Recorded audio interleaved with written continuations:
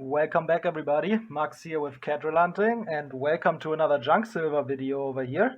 I traded for some junk silver at my local coin store today, so I want to tell you guys the story and show you guys what I got. Let's pull it out here so that you guys have something nice to look at. It's all US junk silver here, all 90%ers, and if you guys remember, maybe a couple of weeks ago, I traded for a graded Italian gold coin, a 1 scudo 1853, roughly 0.05 ounces, 1.73 grams, 90% gold. You guys can look it up in my previous video or look it up on NGC if you're interested about the exact coin. But the story about it is that a fellow coin collector who buys from the same people as I do wanted to trade some gold into silver. He felt he has too much gold and not enough silver, and he was not so hyped on gold anymore and wanted to jump on the silver train basically. So he brought a few coins, actually quite a lot of gold coins, to the scrap metal dealers to trade for some silver, and he let me have a look before he traded them to the silver dealers, and basically said I can trade for any of those gold coins spot for spot straight up. And most of it was just very common coins. There was a gold sovereign I ended up trading for that I still have. There was also some fractional gold bullion. There was a few other things. I'm not so keen on gold, so I was not really keen to trade for a lot of those coins. But the 1 scudo was actually in a pretty good grade. It was an AU55. And as you guys know, grading coins like this costs you already $30 to $50. So I was very, very positive that I could flip that coin for a little bit more than I got it for. That was my whole intention trading for that coin. So I went ahead this week and tried to do exactly that, trade that coin for some silver, or at least maybe sell the coin or see what is the price I can get out of it roughly. So I did a little bit of research on eBay, on NGC, on the typical websites for stuff like this, and I found that the coin is gonna be roughly a $250 to $300 coin. At least that was the sold items on eBay. The grades were a little bit higher on the $300 coins, and they were a little bit lower on the $250 coins. So I think 250 was a very realistic valuation for that coin.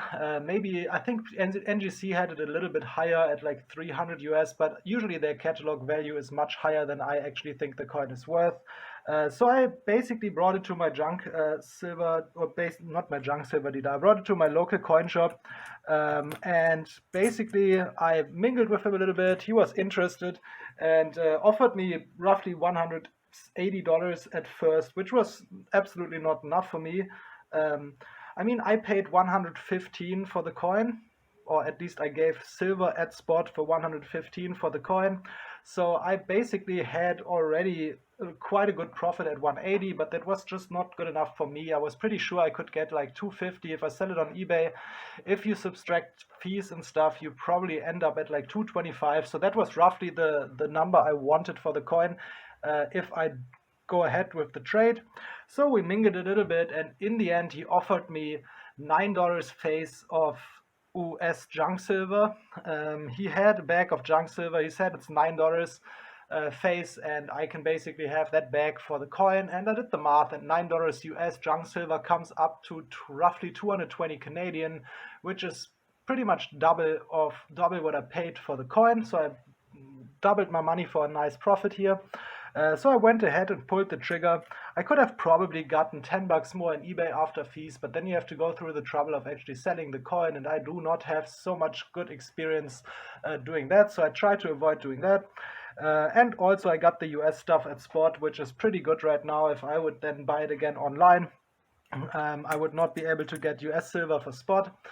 And also here in Canada, it is much more common to get Canadian junk silver over US junk silver. So I went ahead and agreed to the trade, $9 face value for the gold coin.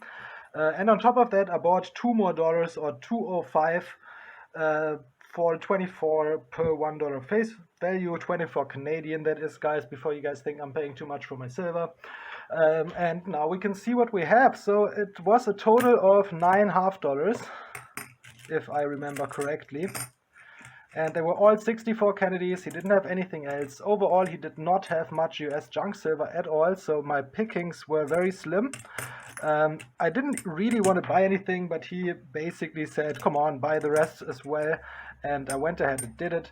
So I took all the Kennedy half dollars he had, was 9 of them, if I remember right. Yeah, we have 9 here.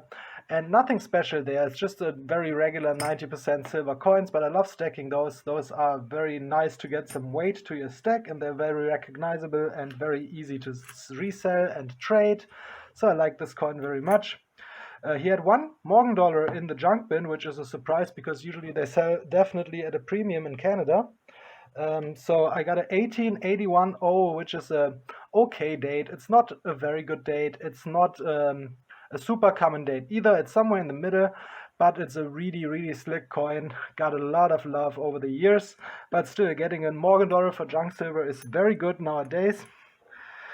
We got a bunch of Washington quarters here. I think it was 19 overall, or actually 18 Washington quarters and 1 Standing Liberty. Here's the Standing Liberty. This one is a 1929, if you guys can see that. It's pretty hard to read, but it is a 1929. Beautiful coin. I love the design on the Standing Liberties, so I was happy to find that in that junk silver bin. The rest is all Washington quarters. Most of them are 64s. There's a few ones from the 40s and 50s in there, but nothing special. Overall 19 quarters. And then we have a few dimes. Unfortunately, I didn't have many dimes. He said dimes have been very, very popular recently. So this was all the silver US dimes the coin shop had. And he, for comparisons, has kilos and kilos of Canadian junk silver dimes. So I found that interesting that the US stuff seems to be much more popular here than the Canadian stuff. And we got quite a few nice coins here. We got a 1906 Barber dime here in actually pretty decent condition. It's pretty surprising that that was in the junk bin. I was very happy to find that. We have a 1943 Mercury dime. I love Mercury dimes, so even though it's a very common date, I'm super happy to have it. And then we just have a bunch of regular Roosevelt quarters. I didn't even look at the dates yet. We have a 46, we have a 1964, we have a 1948, we have a 1964, we have another one in the 40s. What is this one? 1940 actually, and then another 64. So overall a nice haul of Canadian US junk silver, and I'm super happy. Basically, I did the math today, so if you consider I paid $113 for the gold coin, I paid another $50 for the just over $2 face on top. So in the end, we paid $163 for this lot, which would make it, which would put it at 16.07 per ounce. So this is a pretty nice way to keep the cost of your stack down, is to trade coins around a little bit, and that was my whole intention when I got that gold coin. I'm, as you guys maybe know, or maybe we talk about this for a minute as well now, I am not a big believer in gold. I'm personally actually keeping my fingers away from gold, especially long term, because I just don't believe in gold as a investment. I think it actually is gaining a lot of competition nowadays. I think that Bitcoin plays a very, very similar role to gold. It is very, very comparable. I know a lot of people feel very triggered and really don't like to hear this, but that's my opinion. I believe Bitcoin and gold are in direct competition to each other, and that's why we have not seen gold going up quite a lot in recent times. And as I said before, I believe in the industrial commodity that silver is. So I actually believe in a higher demand coming long term. So that's why I usually do not buy gold. I buy gold very briefly if I get a good deal, if I think it's a very, very good steal. And I like to have like a little bit for myself, but not much. I'm predominantly investing in silver. For the reasons I told you guys before. So if I took the opportunity, doubled my money here and ran with it. I probably could have gotten a little bit more.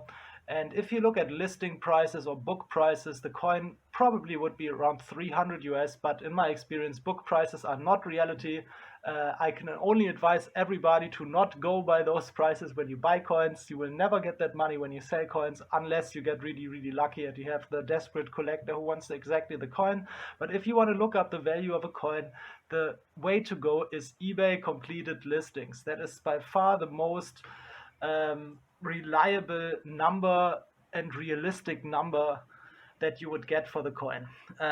So that's how I usually evaluate coins like that, even though that one was a little bit more tricky because it's not a super common coin, even though the mintage was pretty high. But in the end, I am very, very happy with what I got.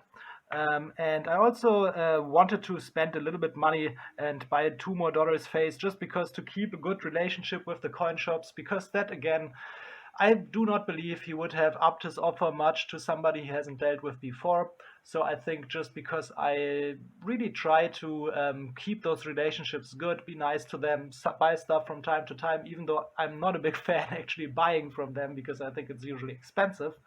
Um, but I think if you do it, you get rewarded in situations like this where you want to make a deal, want to trade some stuff, and people are just more flexible if they know you and you have a good reputation with them.